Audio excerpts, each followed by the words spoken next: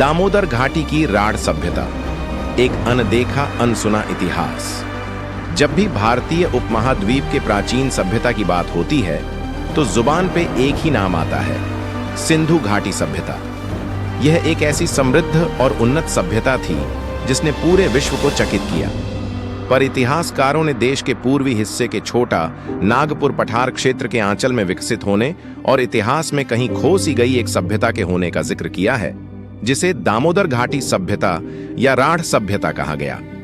राढ़ सभ्यता यानी जीवट लोगों की सभ्यता, जिसके हजारों साल पुराने अवशेष छोटा नागपुर पठार से प्राप्त हुए हैं और अभी भी बिखरे पड़े हैं, जिस पर देश विदेश के शोधकर्ताओं ने शोध भी किया है और वर्तमान में शोध हो भी, पर नामालूम क्यों कोई इस दामोदर घाटी राढ़ सभ्यता का जिक्र सार्वजनिक रूप से नहीं करता है।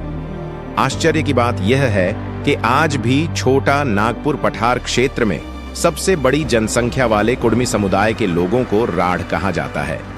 छोटा नागपुर पठार में आदिम युग के साक्ष्य में गुफा चित्र, पत्थर के औजार, माइक्रोलिथ जो मेसोलिथिक तथा नवपाषाण काल के अवशेष है, जो यहां मानव सभ्यता के प्राचीन इतिहास की ओर इशारा करते हैं। गोला, कुसुमगढ़, बड़कागांव, बांसगढ़, मांडू, देसगार, करसो, पाराडीह, बरागुड़ा, रजरप्पा और अन्य गांव से पुरातात्विक अवशेष में पाषाणकालीन मानव द्वारा निर्मित पत्थर के औजार मिले हैं। विशेषकर हजारीबाग जिले के इस्को में प्राचीन गुफा चित्र पाए गए हैं जो मेसो ताम्र पाषाण काल 10,000 से 5,000 ईसा पूर्व के हैं।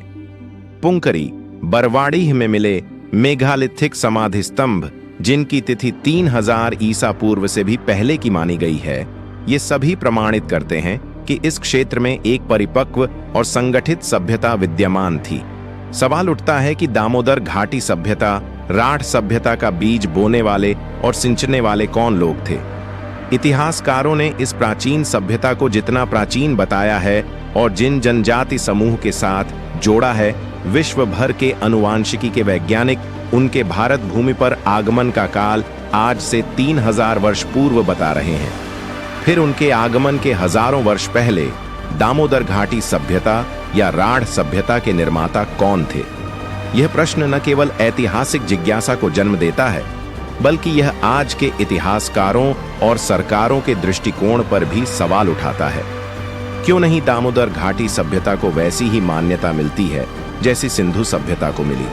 क्या यह इसलिए कि छोटा नागपुर क्षेत्र खनिज संपदा से भरपूर है और इतिहास के अध्यायों से ज्यादा खनन और उद्योग को प्राथमिकता दी गई? यह दुर्भाग्यपूर्ण है कि इस क्षेत्र के अमूल्य पुरातात्विक साक्ष्य और सांस्कृतिक पहचान को योजनाबद्ध तरीके से उपेक्षित किया गया। यह केवल अतीत को नजरअंदाज करना नहीं, बल्कि भविष्य की पीढ़ियों से उनकी विरासत छीनना है।